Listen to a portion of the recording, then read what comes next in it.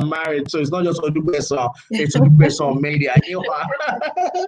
I've known her since when I was a bit younger, so I knew her as Odugbesan. There's Omede there. Can you come on the Instagram as well so that I can add you to the Instagram live? I think So I see you now from the Facebook one. It says live video ended. I am in the Instagram. Can you see me? I don't see you. Let's see. On Instagram, I don't see you. I only see you on StreamYard. I'm waiting for you on Instagram. I'm there. So that we can connect and we can have all our audience. Hello, everyone at home watching on Facebook and YouTube. Good to see you. I see Dr. Yetunde here. I'm welcoming you to the group. Can you... Okay, so Dr. Yetunde, I think you're connecting to what app, what tab are you using to connect to your Instagram? I think I have to use your I have to use my phone because on the laptop, yes, yeah. It doesn't have, yes. So you have to connect on your phone. Okay. So what are you using for Facebook, for the link? Is that your laptop? I'm not on Facebook. I'm just on StreamYard and I'm on the Instagram. Yeah, so you're going to change the system, yeah? Okay, let me see. Can you see me? I have joined. I resent a request to you. Not yet here. I'm waiting for it. Oh, yes, I see you. Excellent, excellent, excellent. Perfecto. Yes, this is awesome. I'm waiting for you to accept on the other side, and then we can connect. Okay. Waiting for you to accept.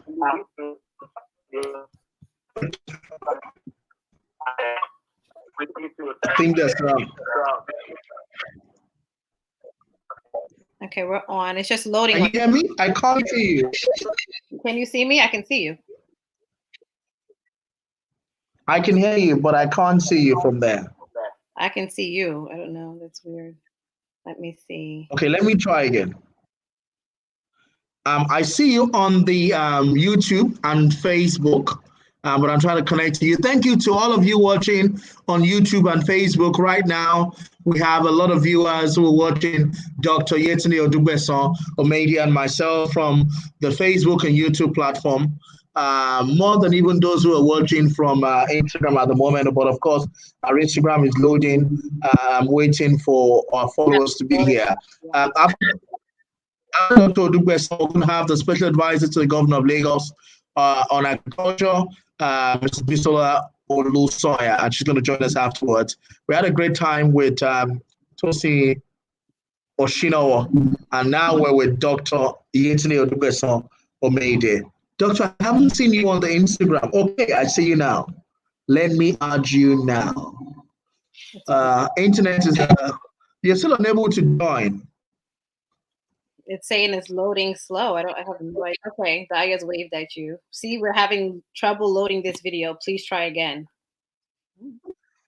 Okay, so are you connecting from your phone on that? Can you come on Instagram on your phone? Yeah, that's what I'm doing now. I'm connecting to the phone. It's still loading slow. But let's try. You know what? Let me turn this off and let's try. This happens sometimes. Okay, I see you. Sorry for the guys who are at home. We're going to join you. We just want to make sure that the guys watching on Instagram are also able to participate in the conversation that we're having here today and at this time. We have a lot of viewers. We have a lot of viewers. Thank you for your patience. For those who are watching from Facebook, please bear with us. We're just having some technical glitches, and we're going to be with you soon. I think you're coming in now. I got a request. Let's see that this comes in. Yay! Yay! Yay! Yay! Yay! Yay! Yay! Finally, you're here. It says I can add you now, but I'm waiting for you to come on. Now we're waiting for the network to come on, and then we'll have you. Waiting for you. Can you? Okay. Connected.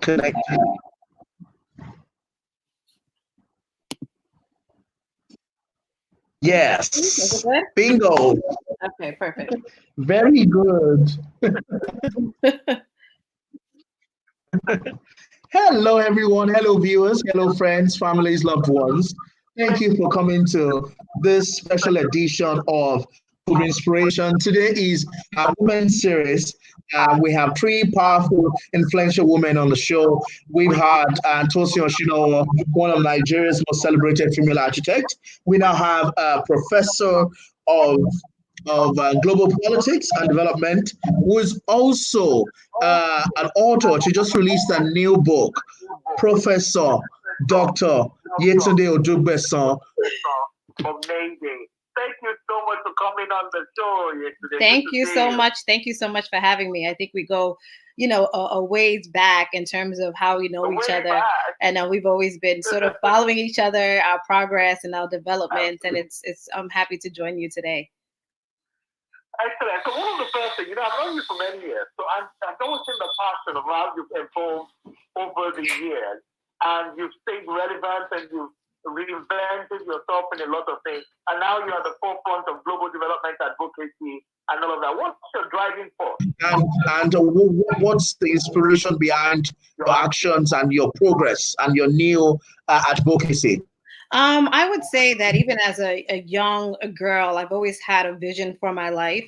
I've always seen myself in certain careers and doing certain projects.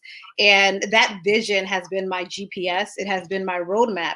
And I promised to myself that no matter what stage I am in my life, that those visions that I have of myself will always come to fruition. And so for me, everything that you see me doing now has been things that I have seen in my life before they came to fruition. So I've seen myself become a professor. I've seen myself graduate with my PhD. I've seen myself becoming an author before they actually manifested in my life. And so my driving force is that vision that I've always had of myself. And I think that everyone has when they are young. And so for me, I held on to it. I fought for it, and God has seen me through. Amazing. And you're of Nigerian origin, live in the US, you've been at the forefront of a lot of things. You've had so many media presence and great success. Have your color ever been a disadvantage at any time? No, for me, I mean, you know that in all countries, they have their different forms of prejudice and racism. But for me, it's always been my advantage. One thing I've always told even young men, young women is to never change your name. In the United States, there's an idea that for some reason we must have to drop our culture or where we come from in order to assimilate. And for some reason, assimilation, the better you assimilate, the better success you have. And I've always thought the opposite. When I walk into any room and I'm the only Black woman there in many occasions, and they ask me, what is your name? I tell them my name is Yetunde. And then they ask me, do you have a nickname? Or do you have another name? And I always say, no. But let me tell you something, that didn't start right away. When I was in high school, I went by Victoria. Like I did that assimilation. And it was only until I started into college where I said, I'm doing myself a disservice. My parents are from Nigeria. Everything that I do, I want to make them proud. I want to make my country proud. So you're gonna say my name correctly, right? You're gonna know that I am Nigerian American and I am proud of where I come from. So it has never been a handicap for me. If anything, I have used it as my advantage because it's my identity and who I am. Yetunde, what was your dream job as a kid and why? You said what? What was your dream job as a kid and why? What was your dream job as a Your dream job as a kid? My dream job, I believe, it was being an ambassador. Yeah, it was being an ambassador. I also dreamed of being a president. It's not funny, but I've always seen myself like in a big sort of lofty position, but in this space of like global affairs, literally when I was young. So that was my dream job. And so would you consider yourself in line with your purpose and satisfied with your aspirations so far? Yes, I do. I feel that everything that I have done has put me into position to one day possibly be more than I am today. So I'm very content with the things that I've done, and I know that there's still more in store for me. So the reality is that women's leadership in global affairs in development has been very challenging for many years. But there's also a lot of good news about it. So let me give you an example.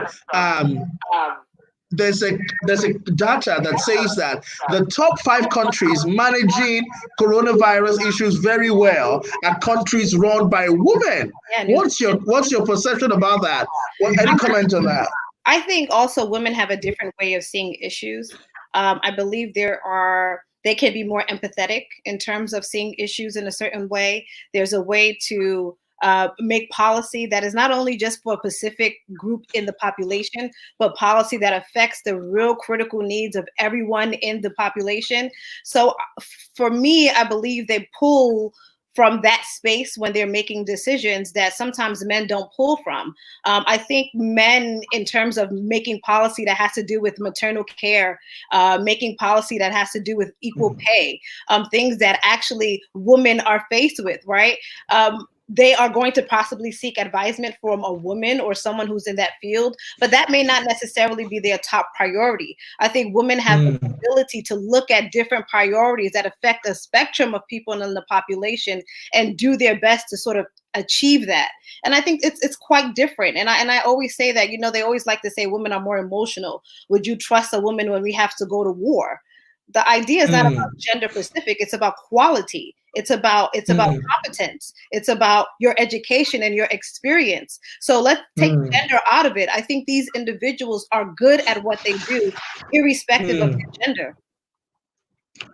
As a professor of global leadership, what do you think is the most significant barrier to female leadership, not just in the boardroom, but also in parliament and in palaces, in policy making? What has been the most significant barrier to female leadership at all level, and what are your solutions?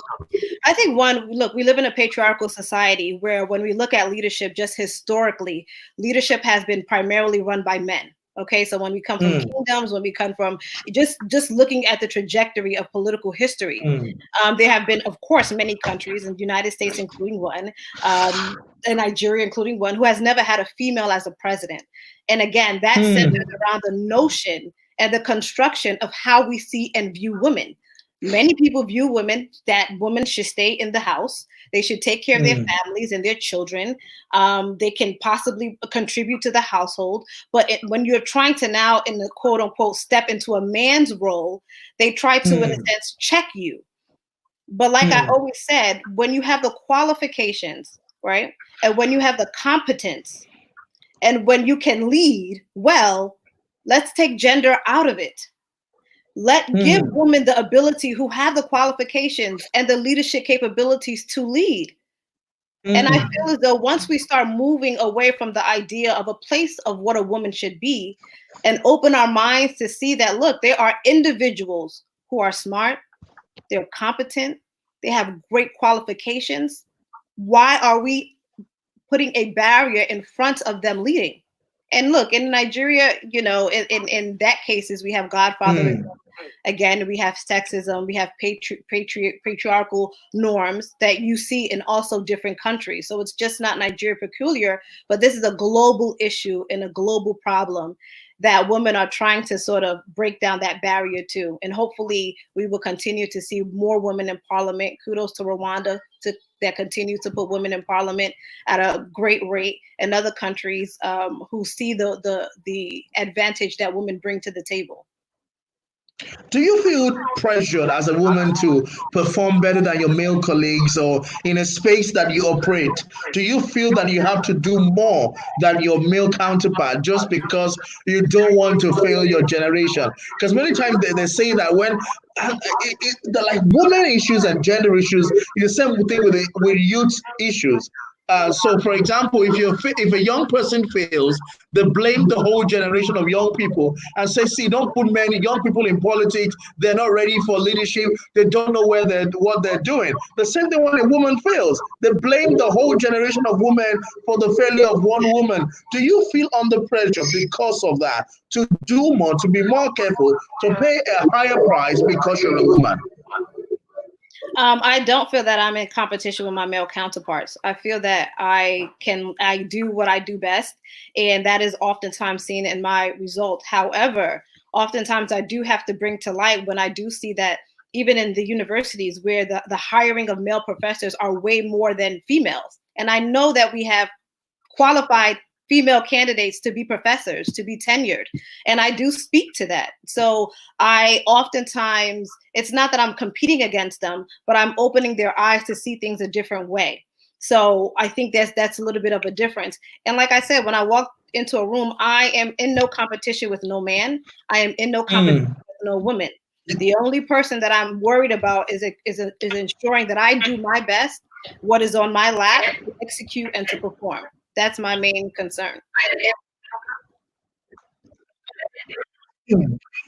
What do you think will be the biggest challenge of the generation of women coming behind you?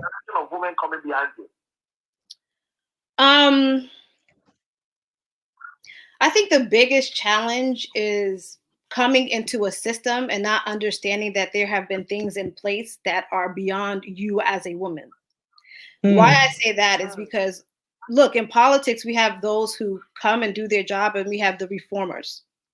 And the reformers to me, are people who see outside the box. They want to reform an institution. They want to reform the government.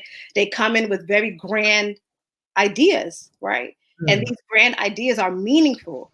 But one thing that I think they have to understand is that corruption is not cured overnight. Right? You may be the best, you may be brilliant, you may be well qualified, but these are systems. Governments sometimes are systems in place that has been historically in place. And most of the time I want them to understand is that sometimes change can happen more so outside of politics than sometimes within politics. And you have to understand how to maneuver within a system that has been there for centuries, in a sense. And I think that's one of the things they have to understand. And also to open the door also. I think the next generation needs to also don't be like sometimes the generation before us that kind of opened the door a little bit, but in a sense wanted you to always pay homage when they fully opened the door, or did not necessarily open the door. So you want to be able to put yourself in a position where not only are you also giving back and giving opportunities to other young people, but you are creating a way where the next generation can also lead in the capacity in which you have envisioned. Let me tell you where I have another issue with the millennial young women, and I really would love your thoughts about this. Millennial young women are so, with all due respect, ladies, please don't come for me. They appear a bit materialistic. They appear a bit sensual and a lot more vain.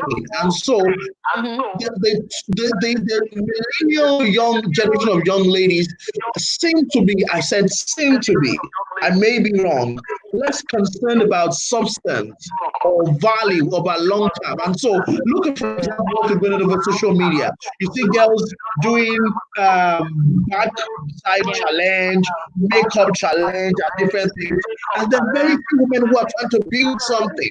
There's those who are building something, who are building an idea, who are trying to set up a beauty company, a makeup company, a juicing company, and all of that. But there's not just that new generation, the large form of young millennial girls who don't have their priorities straight.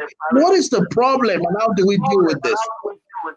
I think also it's because what social media glorifies and what society also glorifies. And so it's very easy for young women who don't have that guidance or, to kind of fall into the trap that, look, the only way that I can validate myself or feel valuable is if I do X, Y, and Z, which is to pleasing either the other party or getting that sort of attention or likes on social media. But I think, and that's why I started Young Women's Guide, and this is the book here, and we talk a lot about substance, because at the end of the day, it requires you to have self-confidence in order to be directed in your goals. And on top of that, look, every individual has the ability to do what they want, right? And so I don't want to point the finger and say, you should do this and you should do that. But what I will say is that as an individual and as a young woman, or even a woman, there is more to you. You have gifts, you have talents, you have a mind that the world and society depends on to correct itself. So you need to find ways to do positive and tangible things to build yourself up, to validate yourself and to also not seek validation from things that are not necessarily concrete. These things are fleeting, okay? They're fleeting. And also we in society also reward sometimes bad behavior. We reward we reward things that sometimes don't need to be rewarded. We put attention and emphasis on things that are not really important, to be honest. And so that has changed the mindset of this generation to figure out what's important. The network is a beta. Have placed their values in the wrong baskets.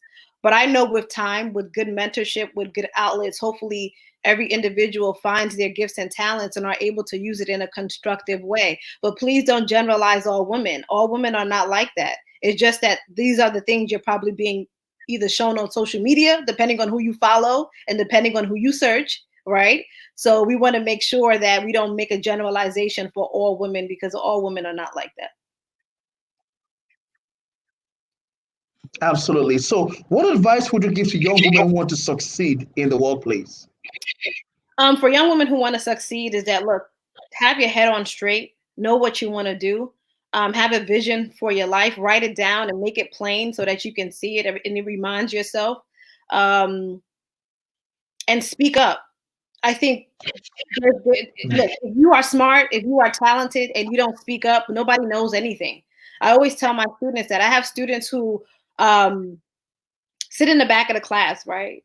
And in your exams, they're A+ students, but they don't talk in class, right? And I have students who sit in the front, A+ students who raise their hand every time. I don't know what happened. Can you see me? I think I lost you on Instagram, so I'm going to try to come back on Instagram. Okay. Yes, please go ahead. Okay, so you have. Hello, everyone. Welcome to today's edition. Oh, should I go through on here? I'm on here on Facebook and YouTube, but I'm trying to come back live on Instagram. My internet is a bit crappy at the moment.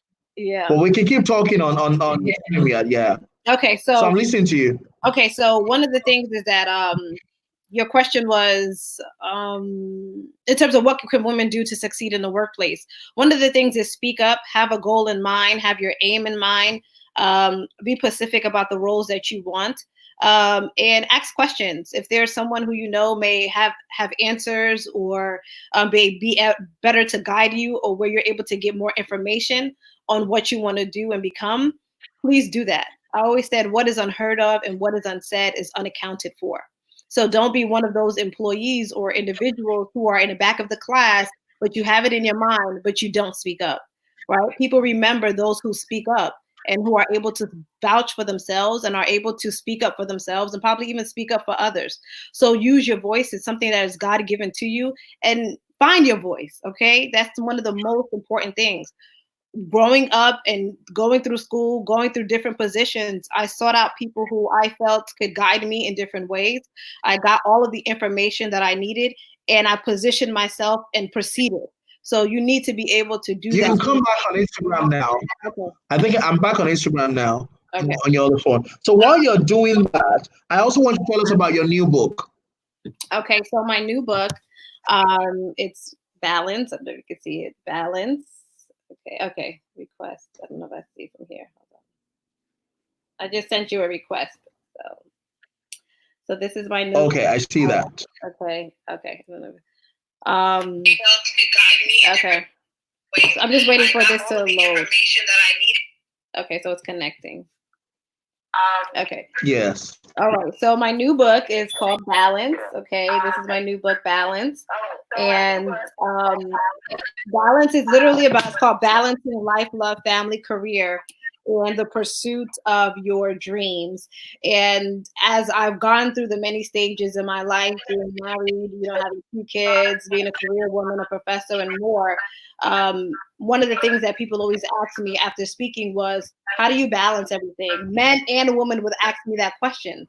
And the funny thing about men is that oftentimes they don't have the outlet to talk about these things. When we think of motherhood and when we think of raising a family, the automatic thought goes to the woman because she, carries the baby. She has to go through all of these changes, but men go through changes too.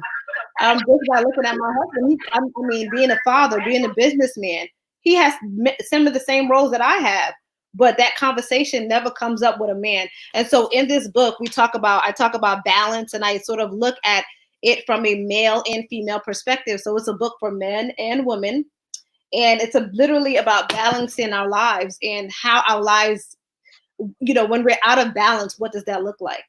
Right.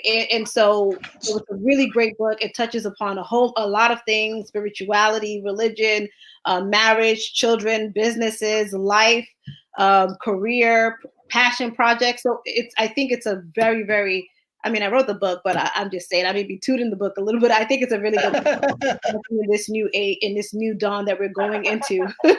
We need to think about how we balance our lives. You can be successful all you want. You can have all the money that you want. You can travel all you want. But if you are out of balance, if all of your attention is only put in one area of your life, you will see that will increase your stress. You will realize that you're missing something and you're not actually working to your optimal potential. So that's what balance is all about. So you can get it on my website, Amazon, Kindle. Yeah, so tell us where we can get a copy of the book, and also talking about balance, how do you achieve work-life balance? I achieve work-life balance by literally looking at every area of my life and it being a priority. No one is more special than the other, right? Some people may say, but you're a mother, your children is not more important than your career. They're all important. You understand? They're all important. So I give my all, right? And it's not easy because balance is not something that falls out of the sky. You have to intentionally and deliberately create it. So I give my all to my children, to my husband, to my life, to my career, to my passion projects, because it goes back to the vision. You can vision it. That means you have all of what it takes to do it. And so I remind myself that all the time, that if you can vision it, that means that God has given you everything you need to be the best in those areas. You may not be perfect. We're not talking about perfection, but being your best, showing up, and actually giving your all to the areas that matter most. Don't neglect your family because of money. Don't neglect your career because of family. Don't neglect your love life because of your passion projects. All of those things need your attention. That's how I see it. And so your book tells us more about how we can achieve all of these balances together. And yes, and then and it's a dialogue, because it also asks questions for readers to also think about, right? So the book is not what we call a paragraph 100% guide. Huh? A paragraph of the book. Okay, so I'm going to read I'm going to read my prologue, okay? So open the book. Okay. So I'll read sort of the why I decided to write this book, because it's in the book. It says, I decided to, how do you do it all is a question that I get all the time, whether it is after a speaking engagement or meeting with a group of women. That question never escapes me. I decided to write a book on balance because it is something that everyone can relate to and understand.